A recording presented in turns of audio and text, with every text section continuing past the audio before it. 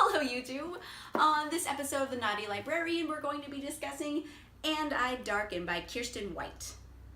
Okay, so And I Darken is a very slow burn. If you can get through that, and you're down for like the build, once it starts going, like, oh my gosh, it's so good! It's so good! Oh my gosh, it's so good!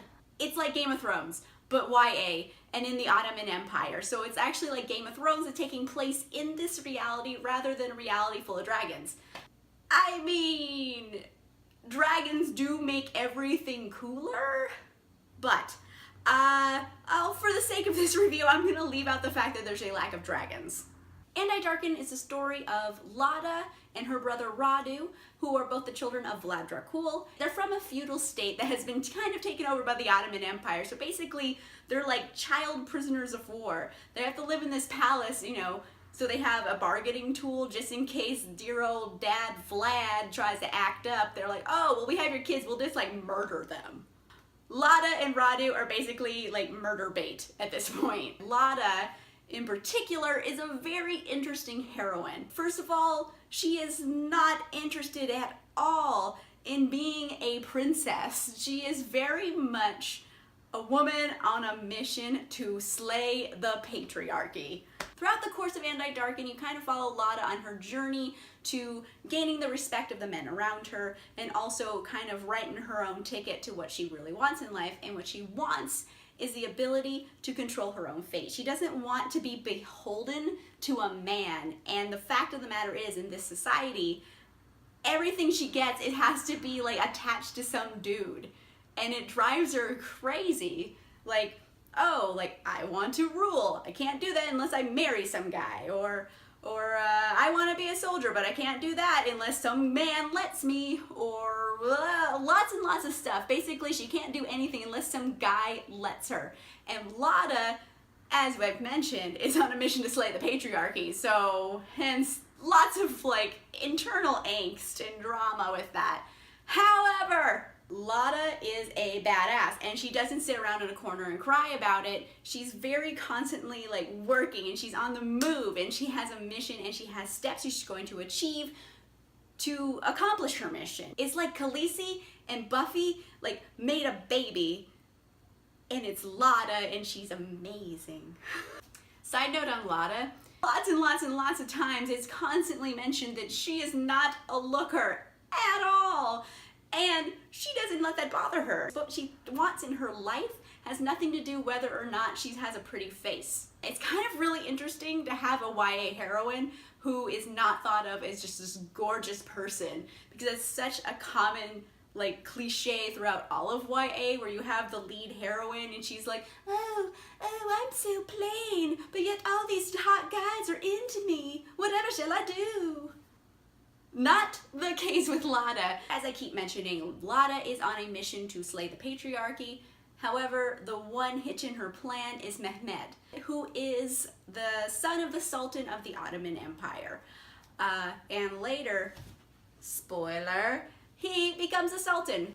As children grow up together, sometimes feelings develop, as they do in the case of Lada and Mehmed. They do have a romance, and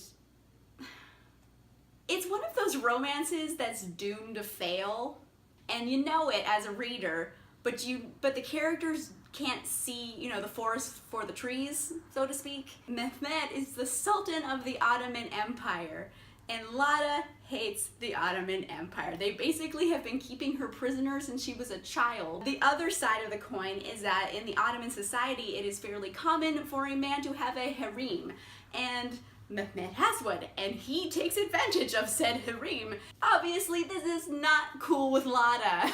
She's just like, oh, I thought we were dating, but instead you're fucking all these other girls, and now there's like a litter of babies. Cool, go fuck yourself. For that and many other reasons, just due to the nature of their society and the nature of their relationship to each other and how they both want vastly different things, I don't feel like this is a romance that's ever going to work.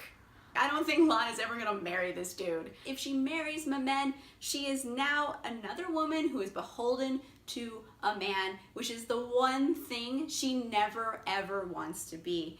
And it's the one thing that Mehmed really wants from Lada. He's all about it. He's like, I'd marry you right now. But she's like, you know, you're cool and all, but I'm gonna talk for a minute about Radu. There will be spoilers, so you've been warned. Radu is Lada's younger brother, and he has such an interesting character arc throughout the entire book. Essentially, he's also in the same boat as Lada. However, he kind of adapts to his surroundings a lot more. He is very crafty, I would say. As much as Lada is unattractive, Radu is like fucking gorgeous. And he's a hot, handsome, like, abs for days. He probably doesn't have abs because he doesn't work out, but you know what I mean? Because he has a handsome face, people just trust him automatically. He's very good at being a spy, and that's kind of how he finds his power. Lada is very much just like, punch him in the face and we'll ask questions later. And Radu's more like, wait a minute, let's ask a few questions and then ruin his life so we don't even have to bother punching him in the face. Lada might kick your butt, but Radu will shit on your life. Besides all of the spy drama, Radu is also coming to terms with who he is as a man and all of these strange feelings he's having. Big reveal, sorry, spoiler. Radu is gay and in love with Mehmed. So, most awkward love triangle ever? Radu and his sister Lada both love Mehmed. Mehmed, straight as an arrow, only loves Lada. I don't even think he really picks up on the fact that Radu is in love with him. I think he's just like, oh wow, like Radu's a good friend. He's kind of so innocently like just being a gay man in this society, and it's very difficult. It's a very lonely place for him to be in, especially when he's in love with someone who can never love him back. His love for Mehmed kind of like makes his heart sore, but at the same time it scares him shitless because he's a gay man in an Islamic feudal society. I'm pretty sure they weren't cool with that. Okay, there's so much more I want to say, but I feel like if I keep talking, it's going to be even more spoilery than what I've already said. Actually, that's a lie, because I totally want to spoil everything, but I know like people have like problems with that. And I feel like I've dropped a couple bombshells here, so I'm just gonna shut up. Basically, Darken is full of political intrigue and is full of historical fiction based on historical fact. And if you're a fan of Game of Thrones, you will totally have a million boners for it. Again, you have to deal with the slow burn. It does take a while to build up some steam, but once it gets that steam going, oh my gosh, it's like amazeballs. Okay guys, so that's it for Darken.